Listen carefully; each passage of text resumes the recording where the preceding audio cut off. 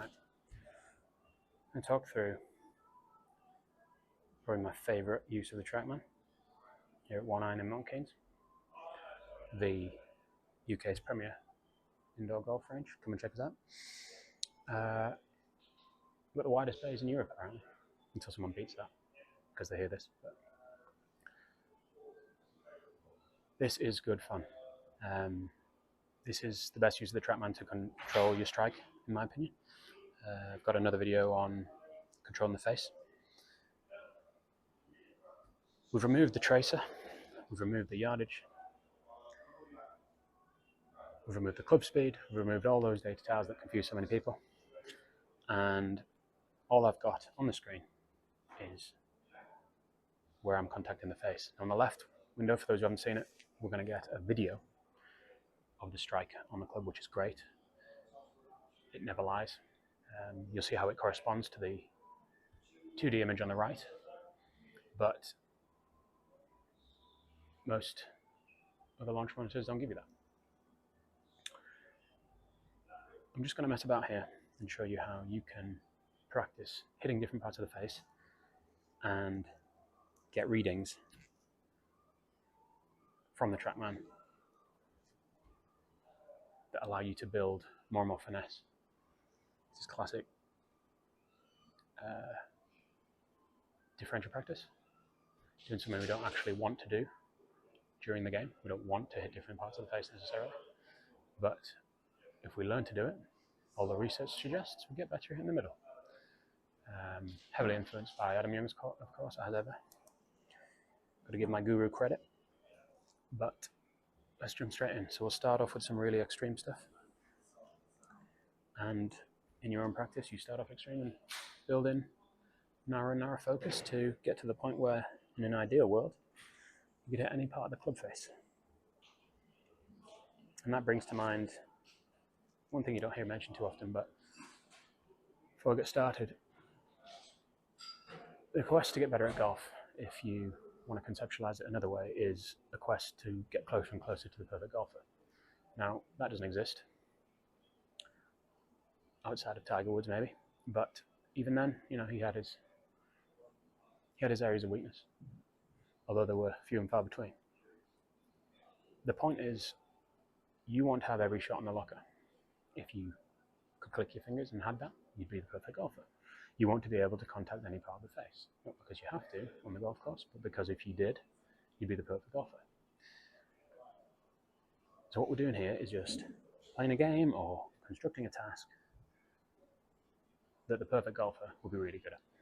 If we get better at it, happy days, or maybe that one step closer. So, start off with everyone's favorite, really extreme one. Straighten the hosel.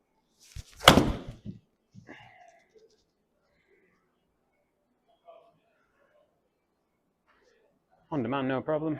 There once was a time when I couldn't shank it every time I wanted to. No doubt you can all shank it when you don't want to. But there we go, straight off the bat, a very extreme shot off the hosel. That video on the left shows you it in all its glory, but so does the 2D representation on the right. And we've even got a measure there of 38 heel.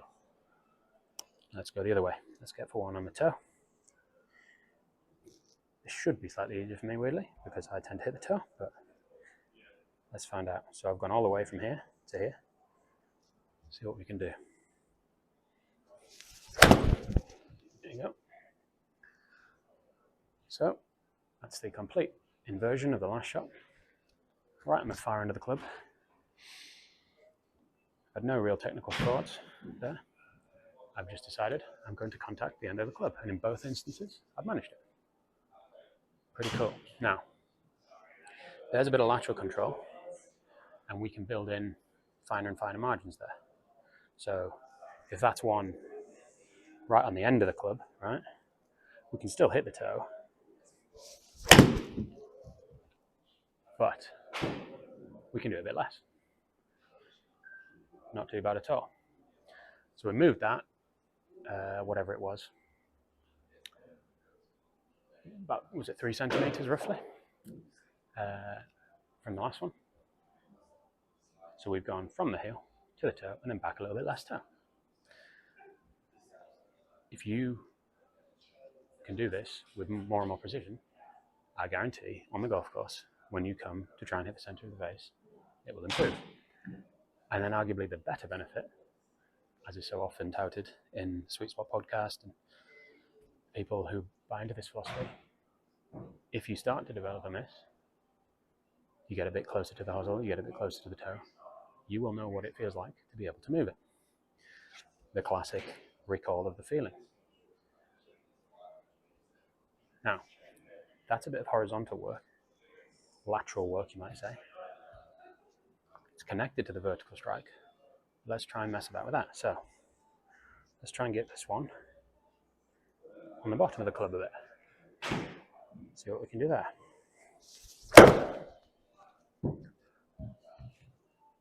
Grade A top. It was so toppy, it bounced up. Always nice. We didn't get the reading, but this is where TrackMan comes in so handy. So as you can see on the video, which as I said doesn't lie, that's right on the top part of the equator. Knock the ball along the ground, a lovely little thin top. Now how good's your top? You can get more and more on the top of the ball. You can also go underneath the ball and hit it fat. Hopefully you can get one on the top part of the face. Sometimes on a mat you'll hit it fat and it'll bounce up, but you'll be able to hear this, so try and hit the ground. That's horrific. And there we go, top of the face. Now as I keep saying, you can build finesse into this more and more. You can go, if you get really, really good, you can start to pick out specific parts of the face to within probably a few millimeters of tolerance. I don't know who the best in this in the world will be, but it will be someone on the PGA Tour, no doubt. Adam Young's actually incredibly good at this, unsurprisingly. But he's better than me at golf, so that makes sense. Play a game where you can move the strike all over the face, cover the face in all different shots, and at first it'll be difficult, and it'll be weird. But in a way, the weirder the thing, the better the thing, because it's going to challenge your brain more. If you're bad at it at the start, I'd be happy because you find an area of weakness that you can build on. Just like if you're in the gym. If you want to get a good bench press and you go on a tricep dip machine or something, or you do some extensions and you realize, oh, I've got really weak triceps. In one sense, that's disappointing, but in another sense, it's happy days because if you all you have to do is improve those triceps and your bench press will probably go up. So golf's multifaceted, much harder than the bench press, but some of these principles do cross over. So try a bit of that. See if you can hit different parts of the face. See if you can do that little drill. So that's all different shots in sequence without missing. We did a hosel, we did a toe shank, we did a little toe, we did a top, we did a fat. 5 shots, 5 options. I'd build more into it. Make your own drills. Explore, experiment, get curious, and have fun with it. But no matter what you do, this type of training will get you better. Enjoy.